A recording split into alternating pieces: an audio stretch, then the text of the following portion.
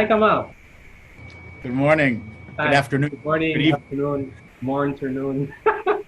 It's morning over there in New York, yes? Yes, Yes. yes. And just afternoon here in Cameroon, Douala, where I'm calling from. Thank you for your availability. Thank you for participating in this program. I'm not sure whether to call it a program or a show. But the point is, we get to exchange and we get to address a number of questions that are asked to me. And I've been doing this for some time now. The questions were coming in the pool, and I tried to start answering myself. And I figured, why not invite some people? Why not get, other minds, other experiences to contribute to the questions that singers over here have, right?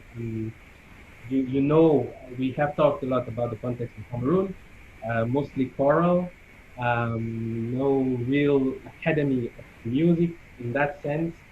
So there are many questions about the voice. And there's a need, a hunger for expertise in that sense. So thank you for being here. At the beginning of the episode, of course, everyone watching got to see the great Kamal Khan. Yes. So who is the human being? Who is Kamal, the man? Thank you. Thanks for having me here. Um, that's a long question. I think my identity, separate from music, is very hard to even determine.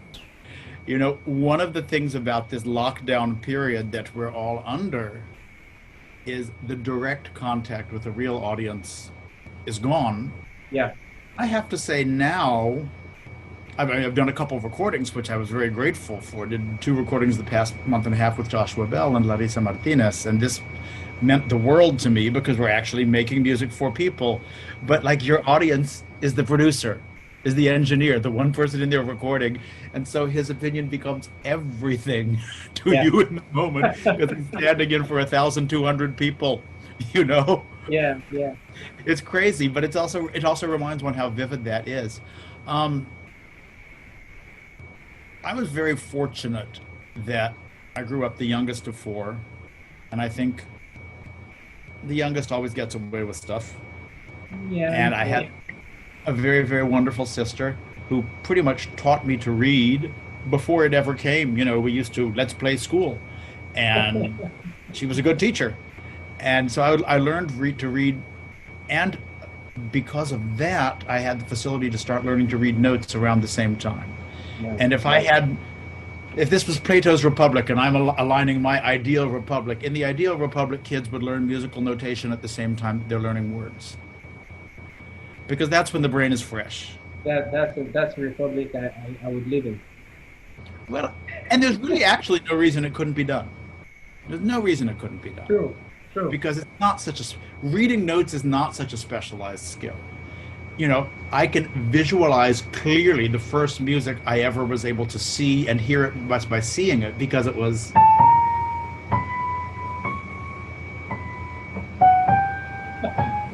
the Prelude to Aida. Yeah. Because my mother sang in an amateur chorus that was doing a staged Aida, and I even have the image. We had gotten the score signed by Kurt Adler, who was the Mm. Met chorus master, when he came down to Washington area where I grew up to judge the Met auditions, and he signed the score, and he said something to the effect of, "Oh, I only wish I had written it." Which was it's a great early on example of humility and exactly Yeah. who the Yeah. geniuses are in the business, and then who of us are basically functioning, I don't know, as a sous chef to Verdi's genius. Yeah. And so that imprinted on me early, and I hope I return. I don't think anyone ever stays in that position of perfect humility, but I hope I return to it on a regular basis. It's fair to say you are musical in your definition of yourself, and you extend yourself through notes. Absolutely. It's easier. I think a lot of people that make music, we find it easier to let people get to know us through that. Yeah.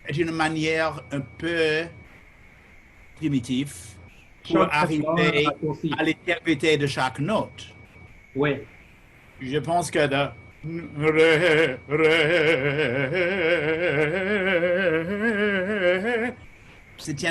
on doit écouter le chaque note, un voyelle refreshed, oui, renewed. oui, chacun doit être entier, non? Each one has to be whole by Right. itself. There's a natural process of separation. Il y a un professeur de chant très très fameux ici à New York qui s'appelle Trish McCaffrey. C'est un grand ami et un grand artiste, un grand professeur, une grande chanteuse. Mhm. Et elle toujours dit qu'on doit séparer l'impulse de parler. Ce n'est pas la chose que fait le legato. Va être trop pesant. Mais à la fin de chaque note, je ne suis à mon point plus fort, mais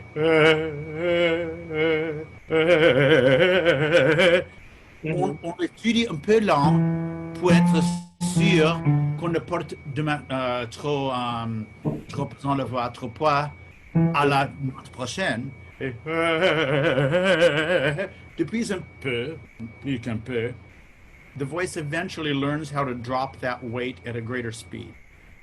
Yes, and I mean, so C'est important d'étudier dans tous ces rythmes plus lents, moyennes et le rythme de la musique, le tempo de la musique. A method of studying fast things that doesn't apply in speed is not useful. And the H is limited in its utility. yes, You can get away with it there because that's not so fast.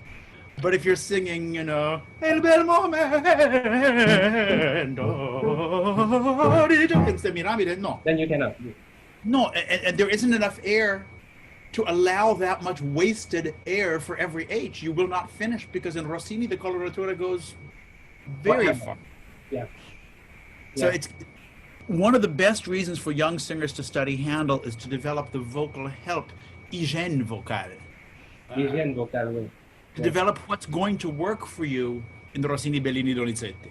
Mm-hmm. Mm-hmm. I think Handel and Mozart are great on their own and as a school. Great. Because I mean, Et aussi Haydn, qu'on ne chante beaucoup, mais les messes et le répertoire choral, il y a aussi beaucoup d'opéra de Haydn. Oui, oui. En fait, il y a merveilleux pour la voix. I don't want to school. We did la Feretta Premiata. I haven't thought about it in years. Sure. Here, there's a lot of Handel repertoire in choir, so it's normal that one would take this as an example. I mean, if it were a tenor, he probably would be in every valley. But yeah.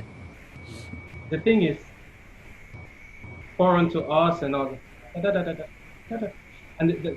in the choir, you can get away with the H's here and there, and you know, la main et tout ça. But if you take that into a solo performance, it's detrimental. I mean, if I attempt to summarize a little bit what you said, the H is not useful. Try to do away with it as much as possible. Parce que l'H, c'est le fin de l'économie. What? You have no more economy of air when you're using that H. If I go,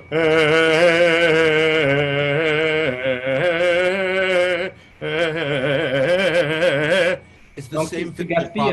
You're sort of wasting a little bit what's in your lungs. If I were to go, I cannot take that process at speed. It's like, it's the same with the fingers for the piano. If the fingers move this way at speed, they don't move as fast this direction. Yeah. If the forearm moves this way at speed, it doesn't move as fast this direction.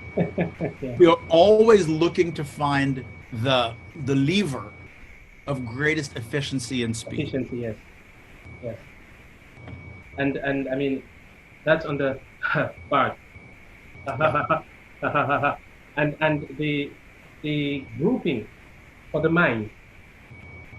I think it's important, right? The grouping. and maybe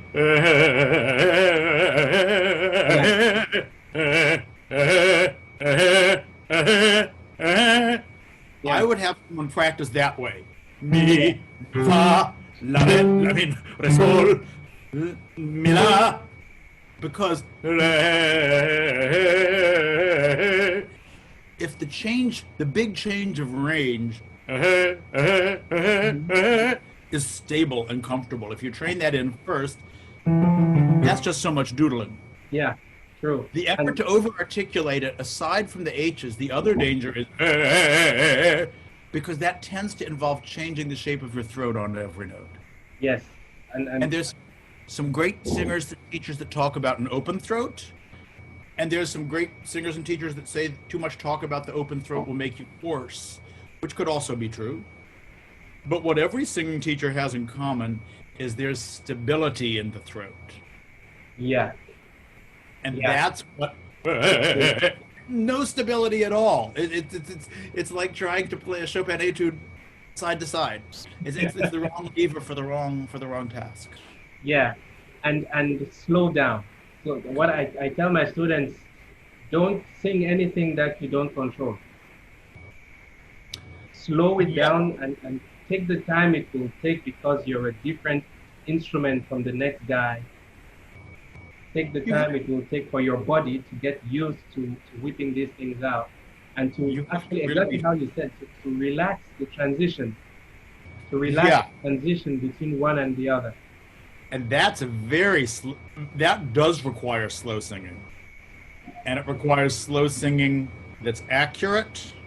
Yeah. Where you're in control of basically how much chest and how much head you've got on every note. I'm exaggerating grossly, but there is that feeling that without letting go of the thread, I'm letting the head voice carry me from one note to another, and I'm letting the chest speak at the beginning of the note. Yeah. And it's surprising how much you can hang on to that coordination once you establish it. That's the business of separating. But it does take a little time to establish, and the greatest impediment to getting it up to tempo is trying to get it up to tempo too soon. Too soon, yes. And I mean, it sort of takes me to the next question that has to do with the larynx position, and of course it's one item that has a major role to play in this alignment, right? We're going to release all the tension. Let me read the question for you. Alors, lors de notre formation, I did a master class last year in October, 4 days, 2 in Yaoundé, 2 in Douala. I think this person attended, and we send this question later. Lors de notre formation, nous avons travaillé la détente du corps pendant le chant et la détente de tout l'appareil vocal, la détente de tout l'appareil vocal. Moi, personnellement, lorsque je chante dans les médiums, mon larynx est à sa position normale, donc pas haut, pas bas. Mais plus je monte dans les aigus, naturellement, mon larynx a tendance à monter plus haut dans le cou. Mais la condition de chanter sans tension me pousse à garder mon larynx à sa position normale. Because you don't have a choice. If you're going to be relaxed, it's not going to go anywhere. Mm-hmm. Quelle que soit la hauteur de la note, quelle que soit la hauteur de la note, mais mes aigus, je n'ai pas un bon contrôle, quelle que soit la hauteur de la note dans mes aigus, mais je n'ai pas un bon contrôle de mes aigus en chantant de la sorte. Pouvez-vous me donner d'autres astuces pour obtenir plus de contrôle dans mes aigus en n'ayant aucune tension à ce niveau-là? Okay. Ici, se commence une histoire que c'est une histoire de l'histoire de musique, c'est l'histoire de... Parce que la position de la larynx moderne, on peut dire, moderne, effectivement, c'est un phénomène de l'époque de Gilbert Dupré et après. À l'invention du contre-ut. Oui. Ouais.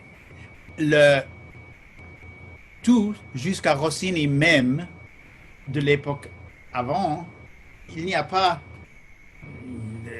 le goût de ce son. Oui.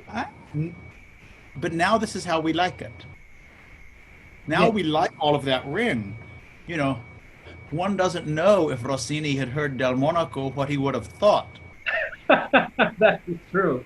Story goes when he heard Gilbert Dupré in his apartment sing the Do di petto, Hmm. he got up from the piano and went to the china cabinet to make sure none of his crockery had broken. So maybe he didn't like it. But it seems impossible to imagine that in a head dominant register, in an exclusive head registration. You know, Garcia, the elder, in his first book, describes, I think we've talked about this, describes the registers. I'm being very lazy talking about it in French because the book, in English, because the book is even in French. But he describes the registers as chest, in women and men, as chest and falsetto, not as chest and head. And head voice is the coordination of your chest and your falsetto. And the falsetto in its essence is your boy soprano voice, your whoo, that has traveling power. Hmm. No no squillo, no ring. No And ring. the chest has got all of that, but Yeah. on its own, your chest voice doesn't even have proper control of pitch. The muscles that control pitch are those that are connected to the phenomenon that we associate with head voice. So inevitable, or falsetto, to use the Garcia terms. Then when the laryngoscope was invented and he could get down there and see what was going on, he realized it wasn't a separate mechanism. And that was when he started to call it head voice. You know, Yeah. you cannot, the idea that the two registers are completely different mechanical principles and we somehow must combine them is obviously impossible because you're an engineer. You know that one of the rules is that two different mechanical principles cannot be combined. I mean, in my teaching, I stay away from the vocabulary altogether, and I just paint it as a road, right? And you drive through, and you change neighborhoods without having to go through a gate. You know, you just change neighborhoods, but it's a road. You have the end of the top and the end of the bottom.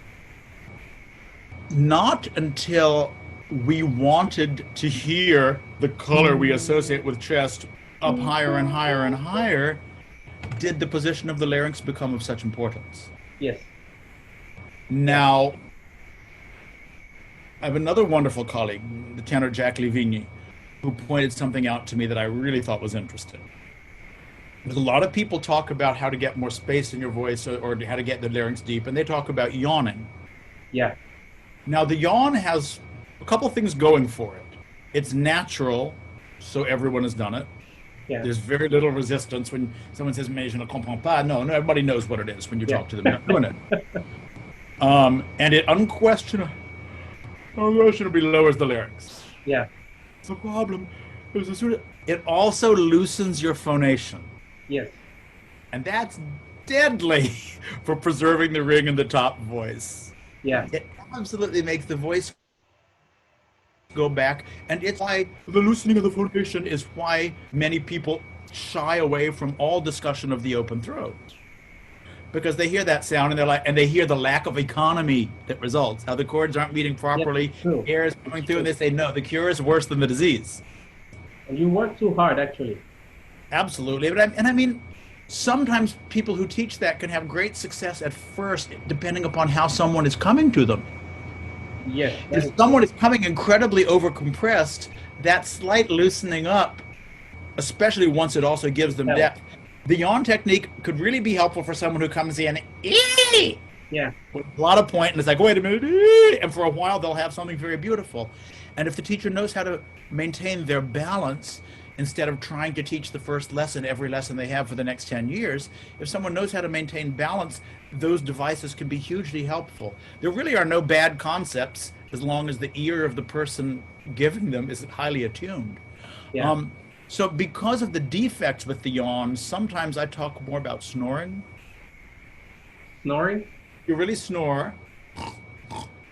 Ah. I immediately feel this go down. Yeah. But I don't feel everything go down. Yeah. Because when I snore, my tongue stays out of my throat.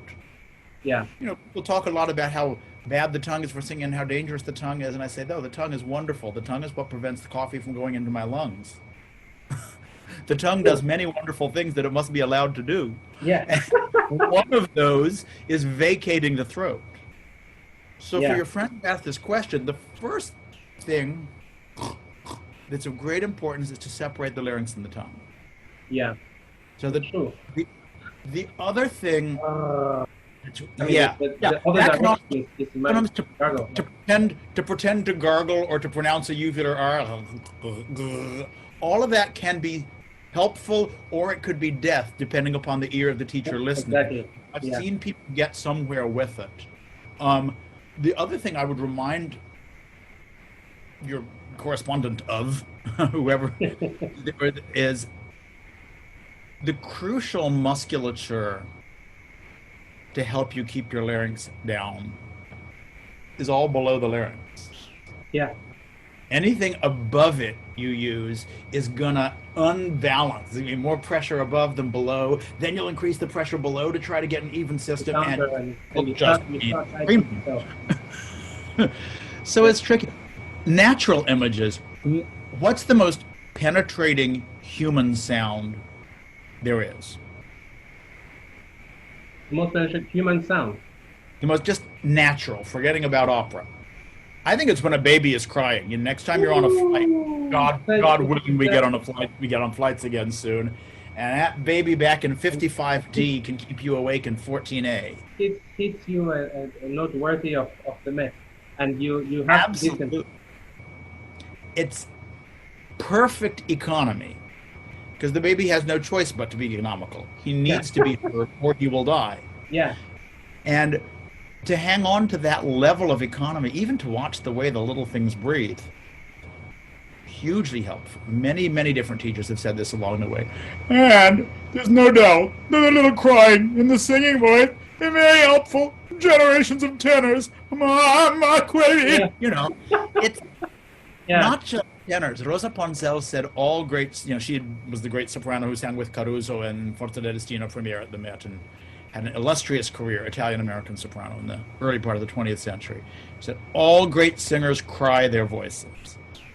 And that cry, I sometimes talk about crying down because that can just kind of help. That cry, the imagery of the snore, and then on phonation, the cry, because we bring the chords together cleanly in a cry. So it sort of avoids the, I'm sleepy aspect yawn of it. and the loose phonation. The yawn might be a good way. Some very intelligent people I know have said, think about the start of the yawn. And I think the start is before the phonation goes there. Yeah, the slight breathe in. It's that first moment. But I find it's too hard for people to suspend on the start of the yawn. And it's better to think about the snore, because the snore is a process that doesn't change the way they're going to align their chords, the way they're going to approximate their chords. Yeah, I mean, I use the yawn to show that the yawn and the swallow, to show that your larynx can be neutral at 0 and down and can be up, basically. And it's one of those switches that one can flip to change between genres, no?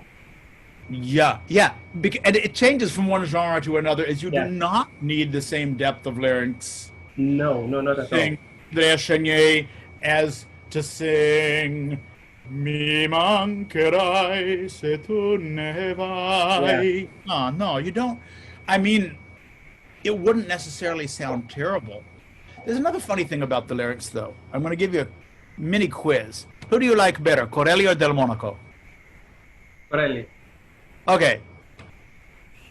The Corelli technique, he talked about the larynx being galleggiando, floating. It's the same verb you would use for placing a cork in water. And the larynx galleggiando, I find to be a great idiom, because there's a variety of things with an there's nothing more beneficial than the naturally released larynx, and nothing more dangerous than the aggressively depressed larynx. In the aggressively depressed larynx, there is no coloratura. In the aggressively depressed larynx, there is no trill. In the aggressively depressed larynx, there really is no pianissimo unless you make a major change in your mechanism. Yeah. You know, all of the great books of singing talk about how messa di voce is the most important. You know, for Rossini, a singer who could sing messa di voce on every note in his range was a great singer. And of course, his idea of what a man crescendoing on a B flat or a B or a C would be like is not the same as ours. True. I don't think he ever thought of it cross a certain Rubicon. I think there were limits beyond which he would go check his crockery to make sure it wasn't broken. It wasn't broken. Unless you are Bocelli, who has internalized the physical sensation of every single note and feels notes like colors and has that control of it. But for that, you need to have listened to your body so well that you really know how each single note feels inside your skin. But also what someone's internal balance for a note is. Yeah. The internal balance for Mr. Kaufman, for Mr. Alanya, for Mr. Alvarez, for Mr. Bocelli, for Mr. Bexkawa, Yeah. for Mr. Fabiano. Your Going to be different, and they're all singing about 40% of the same repertoire, perhaps. But it's going to be different based on the naturalezza, the disposition of the voice, the disposition of the body. What's very rare, I think of a guy like Professor George Shirley in Michigan, who I love very much. And that this man was able to sing at a top level, Gabriele Adorno in Simone Boccanegra, Loga in das Rheingold, Peleas in Peleas et Mélisande. That's extraordinary and unusual and kind of individual to him. I'm not sure anybody else. Placido has covered the map in a very different way, but because he's moved also into two Fachs. Yeah. But a sound capable of responding to such different stylistic demands.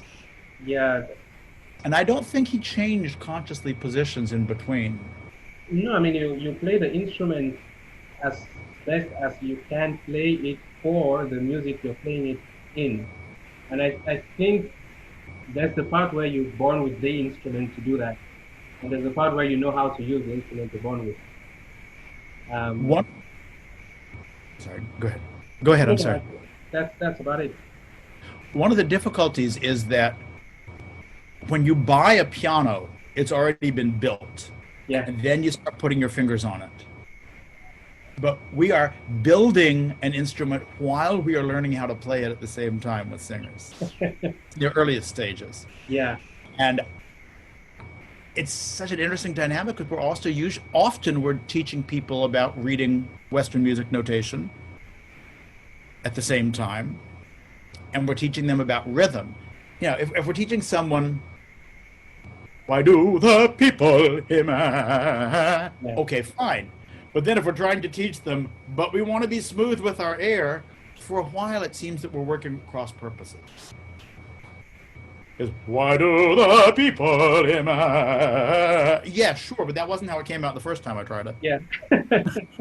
You know? Yeah. And the first time, no, it's funny that the question was about that piece, because I sang that for one of my first professional auditions when I was auditioning for a professional course, a small chamber course in Washington, at the 10th anniversary of Bernstein's Mass. And I got it, 1981. I got in, and if I think now, I had very little, very little voice down there. The chest pull and the sound wasn't very strong, but the director could hear the accuracy in the coloratura and think, okay, this will be useful. His voice tunes easily. I know what he can do. Yeah. You know, and he gave me the great compliment from the age 15 on. He always treated me as if I were a professional. It was Norman Scribner. It was a wonderful man who passed a few years back in Washington. And the gift that we as teachers can give people to hold them to a professional level of work and to treat them as professionals. Absolutely. Sometimes that means this, but it also means really embracing them and making them a part of this fraternity and sorority of music. Absolutely true. I mean, it's interesting that you're mentioning a personal experience, because that's where we're going to in the next part of the program, where it's supposed, like, the intention is to show people watching that as a singer, things can get tough. Things will get tough. You're going for it. You're going to hit walls, but you can overcome. And it'd be great if you could share a personal experience that bears testimony to that. Yeah, these are difficult things in the lives of musicians. Yeah, This current time, there's a lot of generalized anxiety about what the profession will look like on the other end of this. yeah, I think our much older colleagues that made it through World War II can really speak to that in interesting different ways. And many things about the operatic profession surely appeared to be over at the end of World War II, and instead came back that very glorious era of Carry On Everywhere and Callas and Tebaldi. I mean, really, what our whole generation thinks of the golden age of opera, and while it was happening, everybody was saying, but it's not like the old days with Caruso, yeah, but it's not like the old days, whatever, you know. Rudolph Bing, someone, after he left running the Met, someone said to him, "Oh, Mr. Bing, the Met isn't what it used to be." And he said to him, "It never was." And there's a certain truth to that. Nothing is ever what it used to be.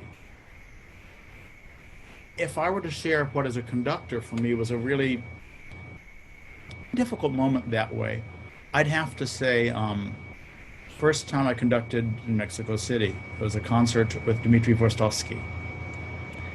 And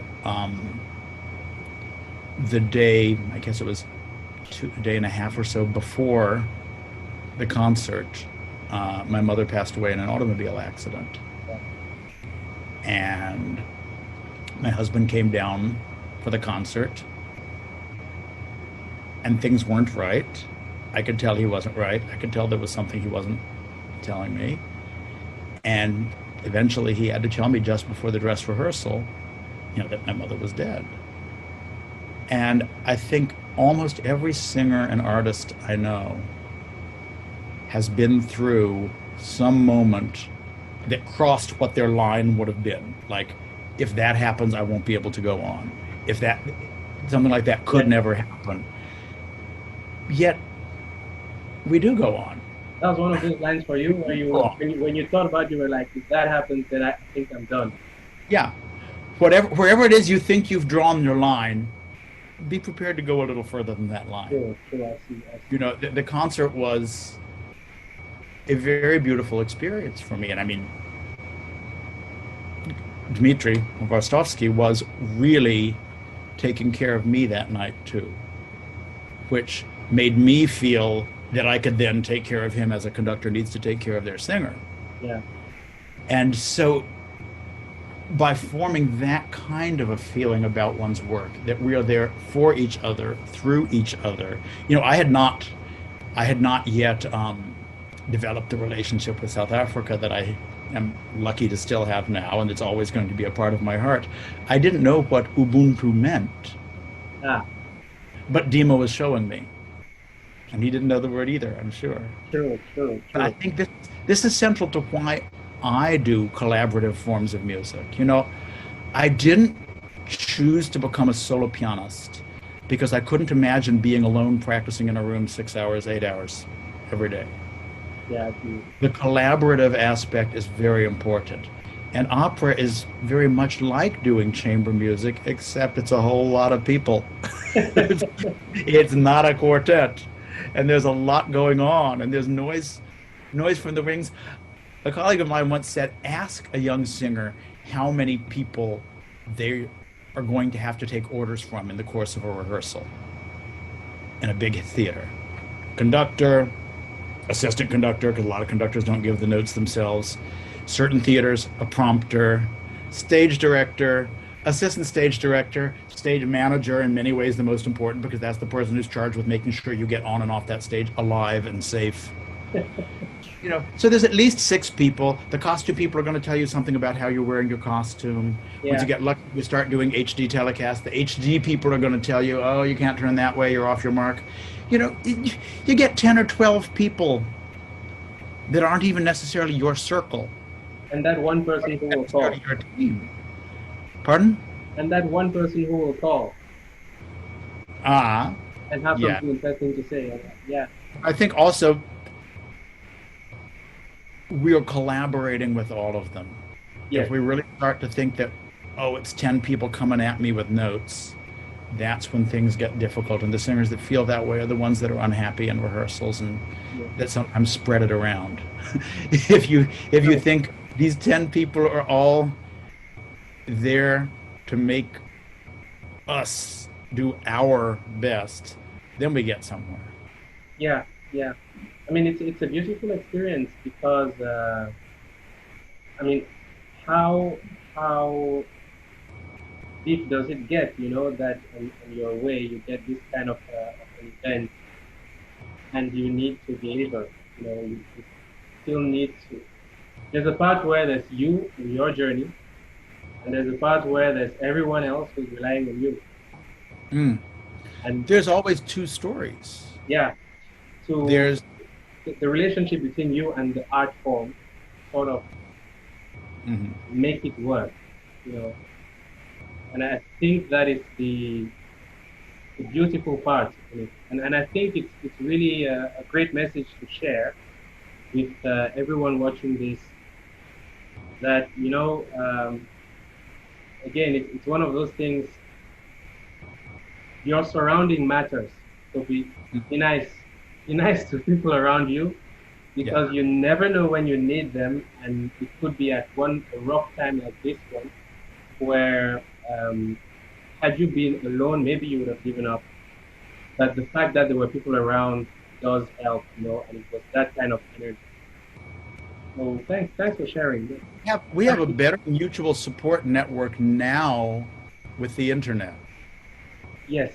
Singers are much less lone wolves. They do have contact with people that are living the same experiences. And I think it has grown during this period of lockdown. It truly has. The extent of international awareness and communication of people supporting each other on the way up. The international networks before was very much focused on the top end of the food chain of opera companies that would go to meetings and discuss hiring this one and that one and the other. It's like suddenly we're aware that we can do a lot more with the internet than exchange puppy videos. You know? I mean, I don't want to give a lot away too early, but I mean, you and I have some projects we're trying to get live, precisely to use the tools available today to reach out to places where there was never that magnitude of accompaniment and assistance at the same time for this many people at once, right? And I hope we do get it right. If we work well and get our ducks in a row, then hopefully very soon we will be announcing an interesting project. I'm looking forward very much. The accompaniment. Shall I say accompaniment or I don't know, how do you say that? The coaching. I'll use the word coaching. The coaching of many singers that probably would otherwise not have this kind of coaching, this level of coaching in this time frame. So it's an exciting challenge to express it all via the internet. Yeah. But I'm looking forward to it, and I think that really the gatekeepers of what is the level of the art form, some of it wasn't really there deliberately. Some of it was simply the result of circumstance. Yes. And now that we're all focused on living online because that's all we've got, it's time to see what we can do constructively in this medium to remove some of these gates. Yeah. And to create greater openness, greater access. The talent is always there. The talent is essential, and once it's established that the talent is there, it flips and becomes the least important ingredient, because then it becomes about the work, the study, the input, philosophy behind it, all of that. So we're going to do that. We will do this. Big secrets, big good stuff coming up. Thank you so much. Thank you so much for your time and your availability. Thank you. Thank you. Have a wonderful day. I'm sure those watching this are going to want more. And I do hope that in the near future, I can count on you to join me again for a different intervention. For now, I would love to wish you a great rest of the day and best of luck in the US, right? Because I mean, with COVID, we, the rest of the world, are watching the planet America function. And we're all in similar boats, but ours has got a lot of leaks. So all the best over there. Thank you. Sure, things are going to get better. Cameroon, very proud to see the serious efforts that people are taking. Thanks. Look, if Cameroon can be on the map, you know, for doing this sort of stuff, then yay us. And thanks for supporting. Looking forward. Well, I will share your links in the description, and so everyone knows where to find you, how to get hold of you if need be. And then we're going to have the opportunity to talk again very soon. Absolutely. Thank you so much for making the time. Again. Keep well. Bye-bye.